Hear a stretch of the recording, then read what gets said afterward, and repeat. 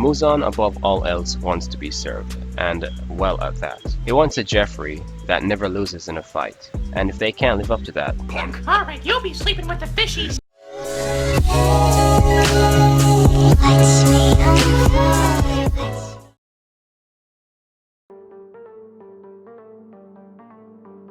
the most widely known definition of a leader is the person in charge of a group of people. But there is so much more to being one than that. It involves mutual respect, trust, and cooperation of all parties, with the main goal in mind that benefits everyone in the process. Some people think they're leaders, but in actuality they're more of a variation from it. So we're looking at one of these variations today, known as a dictator or a tyrant. And we're given 12 vivid differences between a leader and a dictator in Demon Slayer. Now really quick, don't forget to subscribe and turn your notifications on so that you guys don't miss my future uploads. Thanks so much for the support, and let's continue with the video. Dictators demand respect, and leaders believe respect is earned, then given. The first difference on our list, dictators do not believe in earning respect. They demand it, or else.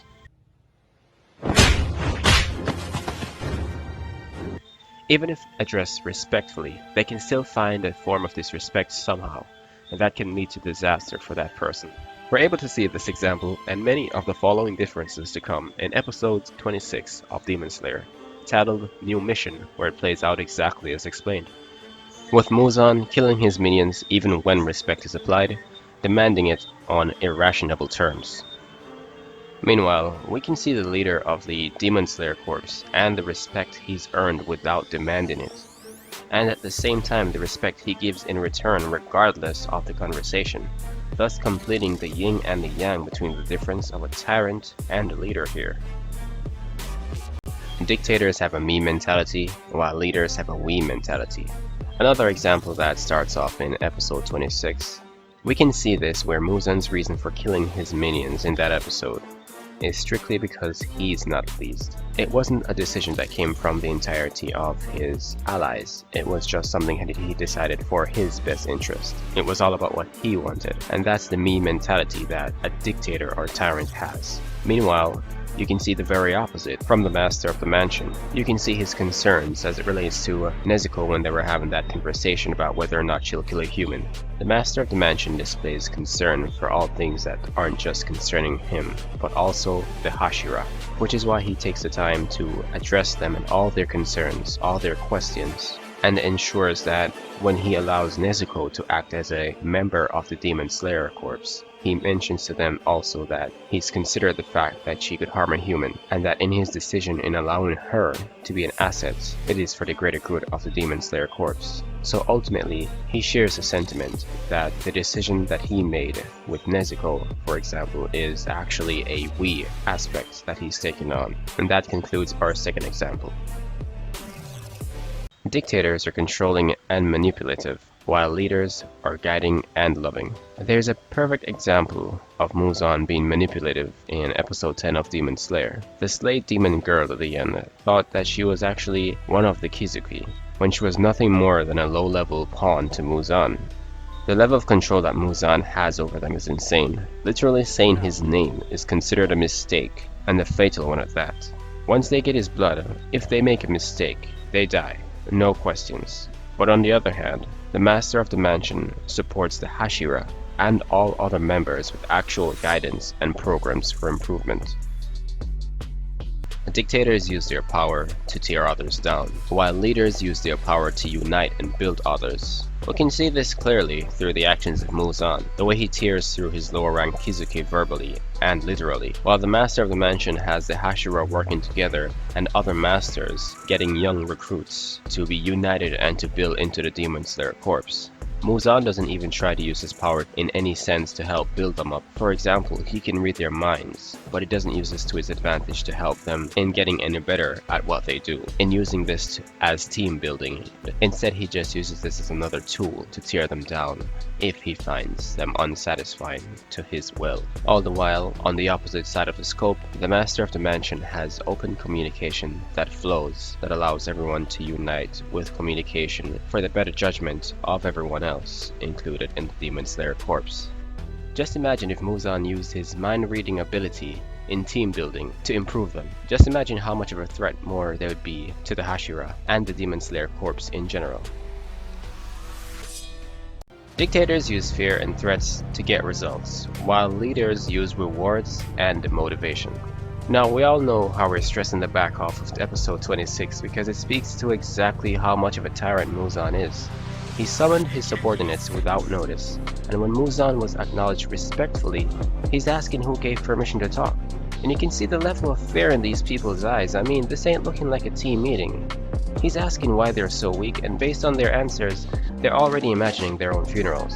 Nothing but threats being carried out and executed on the spots for better results.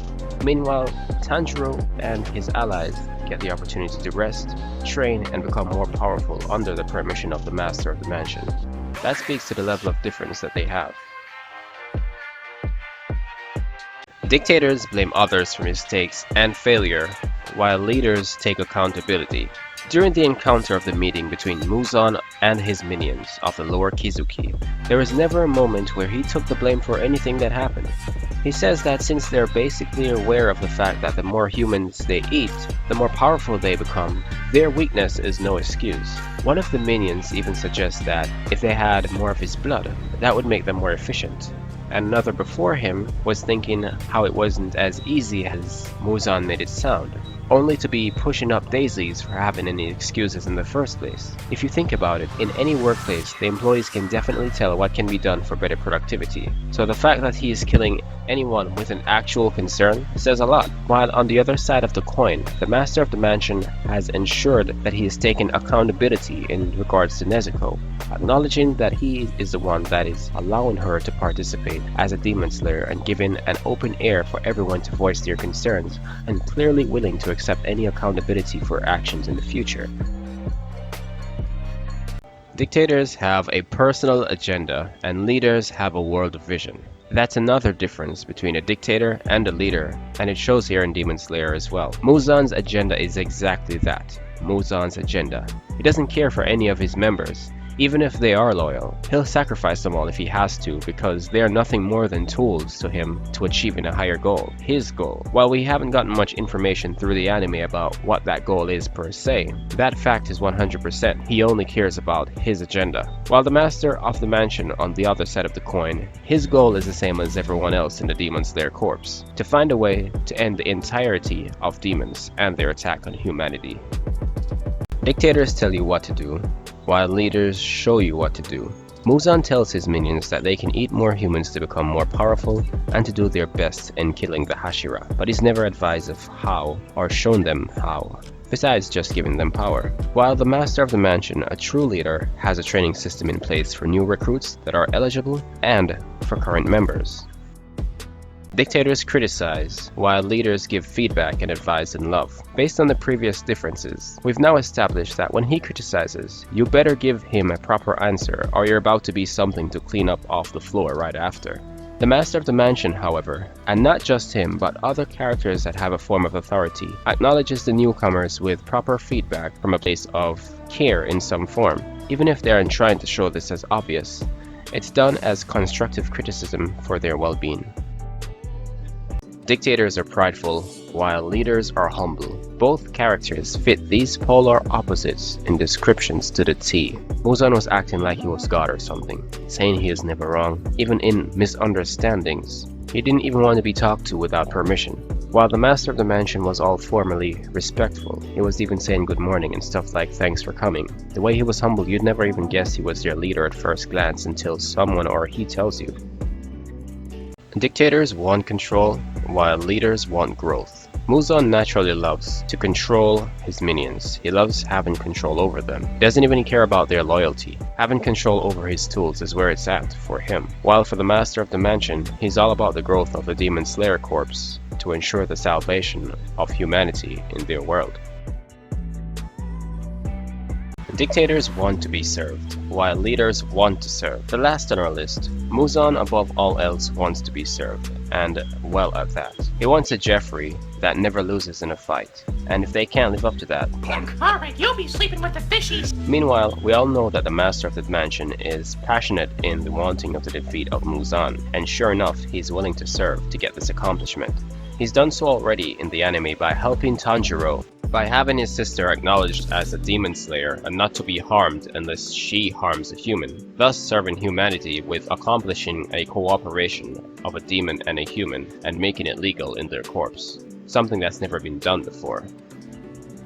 So as you guys can see, the differences were well placed in Demon Slayer. Everything is different when a dictator is ruling. The environment is toxic, negativity is in the air, people are fearful, morale is low, creativity is drained, and there is no productivity. Dictators are unpredictable. You don't know what mood they'll be in, and you're always having to walk on eggshells when you're around them. You don't want to offend them or tick them off in the slightest way. You dread being in their presence. There is a constant feeling of anxiety and performance pressure. You don't want to make any mistakes around them. It's not easy to deal with something that is dictatorial. So we really got to see the difference between a dictator and a leader, and that it's in all their styles of approach in how they deal with others. I hope you all learned something of value. If you did, smash the like button. Feel free to comment and share the video, and any thoughts you have related.